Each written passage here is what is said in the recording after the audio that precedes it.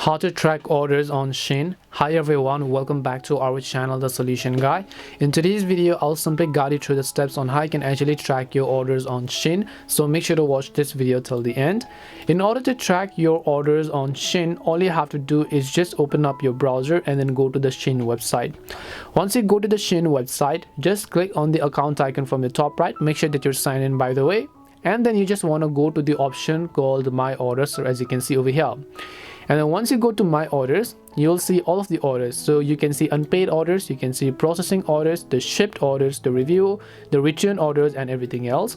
If you'd like to view the tracking status, just select all orders, find out the option called track that specific order, and then you should be able to find the tracking status of that order, such as whether it has been shipped, whether it has been sent to the warehouse, or whatever other type of order methods are basically there. And that is it for this video. If it did help you, then make sure to leave a like and subscribe to the channel. If you have any questions though, feel free to leave them down. Thank you very much for watching and see you in the next video.